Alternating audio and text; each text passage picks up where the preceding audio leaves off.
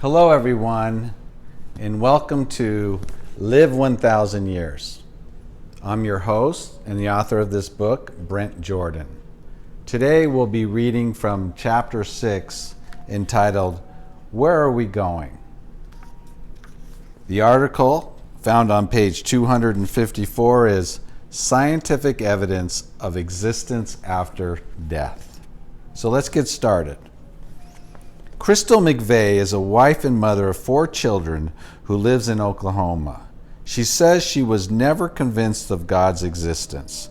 In her book, Waking Up in Heaven, McVeigh details her 2009 experience after her lungs and heart stopped for 9 minutes as a result of complications from pancreatitis.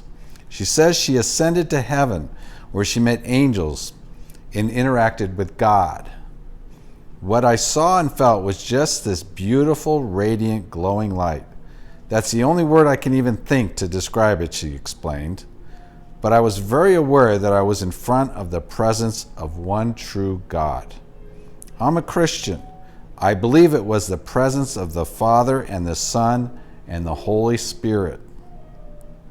McVeigh said God asked her whether she wanted to stay in heaven or return back to earth to be with her family. She chose to stay in heaven, but God then showed her a little girl playing, which was God's way of telling her she needed to return to the earth to be with her family.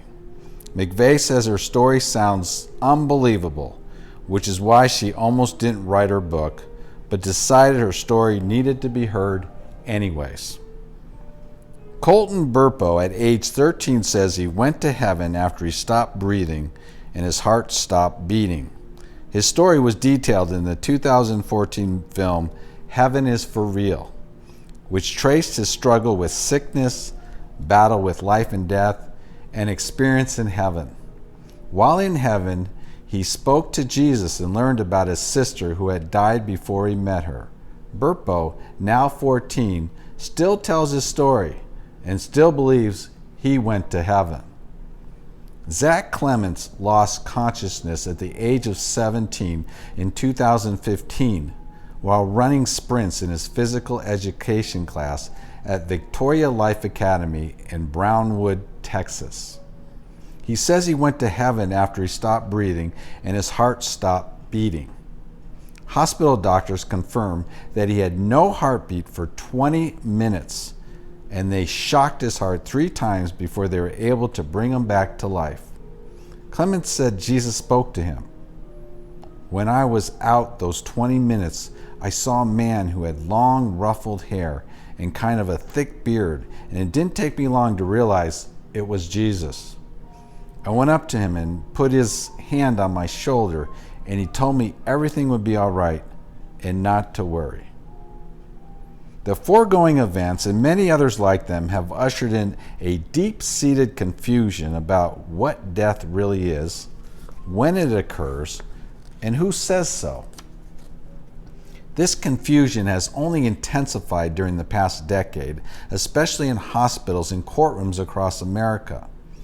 Back in 1968, the Harvard Medical School Committee developed a new definition of death. Prior to this definition, an individual could be declared dead if he or she had no respiration or heartbeat. According to the new definition of death, an individual can be declared dead only if he or she has suffered irreversible cessation of the functioning of the entire brain, including the brain stem, for a period of 24 hours. There are a number of tests to determine this fact.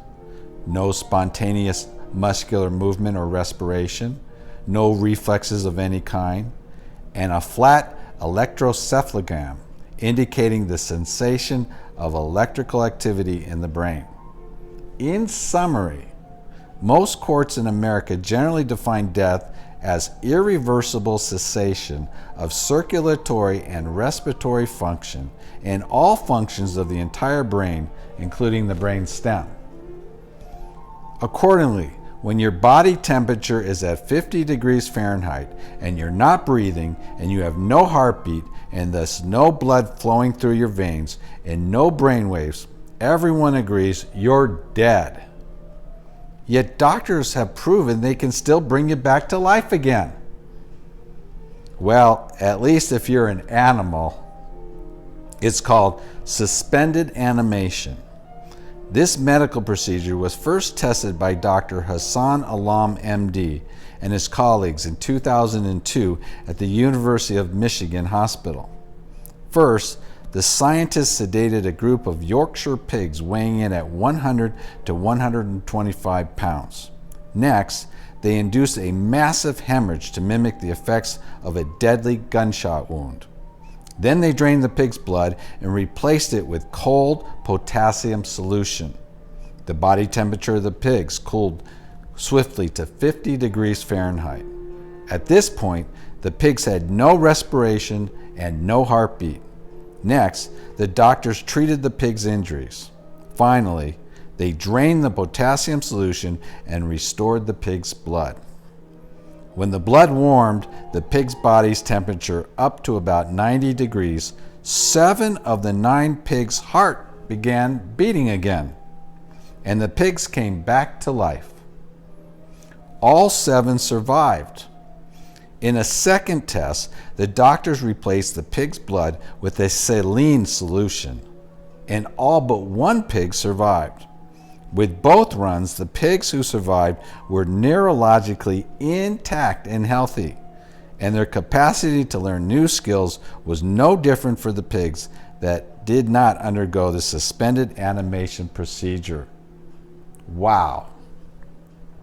Surgeons at UPMC Presbyterian Hospital in Pittsburgh will soon be testing suspended animation on humans. We are suspending life, but we don't like to call it suspended animation because it sounds like science fiction.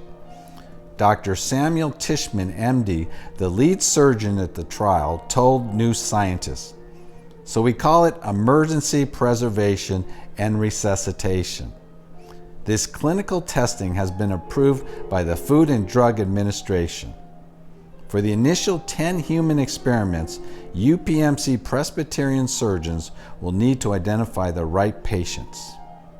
According to Dr. Tishman, the perfect human patient profile will be people who have gone into cardiac arrest after a gunshot wound or a similar injury and who have not responded to attempts to restart their heart. Like the pigs, surgeons will pump a saline solution into the human's heart, brain, and entire bodies. Surgeons will then operate on the patient who is now considered clinically dead. No breathing, no heartbeat, no blood, and no brain activity. Dr. Tishman says his surgical team will have about 2 hours to repair the patient's injury and replace the saline solution with blood. The heart should restart by itself. If not, a patient will receive a complimentary jump start with a heart defibrillator. What a brave new world we live in today. Mary Shelley, the author of the 1818 book Frankenstein, must be rolling over in her grave. Maybe someday in the not too distant future, scientists will bring her back to life.